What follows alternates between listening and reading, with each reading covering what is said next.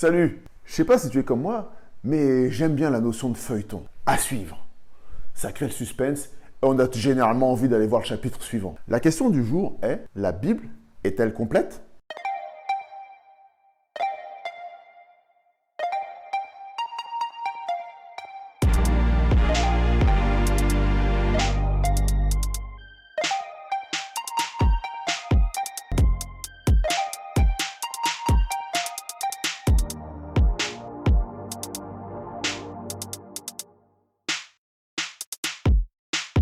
En vérité, la Bible est une bibliothèque de 66 livres. Elle commence à la Genèse et s'achève à l'Apocalypse. Et à la fin du livre de l'Apocalypse, il n'y a pas de mention à suivre. Y aurait-il pu y avoir plus de livres dans la Bible?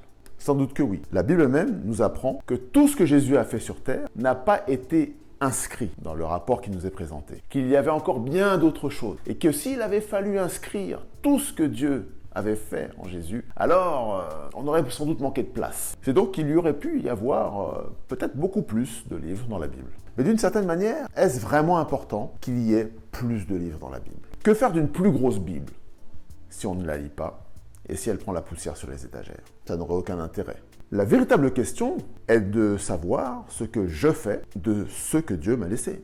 Ai-je pris le temps de lire l'un de ces 66 livres? Ai-je pris le temps de réfléchir à ce qu'il me présente? Qu'ai-je pu apprendre du plan de la rédemption? Qu'est-ce que je sais maintenant de la loi, du péché, du pardon en Christ, de la substitution, du salut, de l'espérance de son retour, de la nouvelle terre? Toutes ces choses sont déjà dans la Bible. Dieu est-il digne de confiance? Nous aurait-il laissé un livre plein de trous qui serait incapable de nous donner les informations utiles afin de nous guider jusqu'à lui, jusqu'au royaume des cieux? Difficile à croire.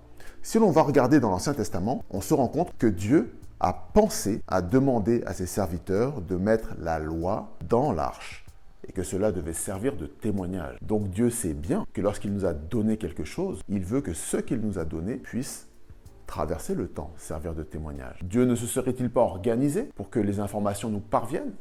Si tu vas regarder dans le livre de Juges, Gédéon dit quelque chose de très intéressant. Il lui dit, mais si l'Éternel est avec nous, où sont les prodiges que nos pères nous racontent lorsqu'ils nous disent que l'Éternel nous a fait monter d'Égypte? C'est intéressant, il parle au présent à ce moment-là. Il explique que chaque enfant d'Israël a entendu ses parents, ou peut-être ses grands-parents, lui raconter comment Dieu les a fait monter d'Égypte, quel prodige Dieu a employé pour obtenir la libération de son peuple. N'y a-t-il pas non plus une part de responsabilité pour chacun d'entre nous, lorsque nous avons appris quelque chose de Dieu, lorsque nous avons vécu quelque chose avec Dieu, de le partager avec la génération qui arrive? Du coup, la Bible est-elle complète? J'ai envie de te dire que oui. Parce que la Bible est la parole de Dieu. Et Dieu a fait en sorte que tout ce qui est utile à notre salut, à notre libération du péché, soit inscrit dans la Bible. Bien qu'il y ait encore peut-être énormément de choses que nous pourrions apprendre si nous avions tout le temps du monde pour discuter avec le Seigneur Jésus. Il y a encore une infinité de choses sur lesquelles l'Esprit de Dieu désire peut-être attirer notre attention.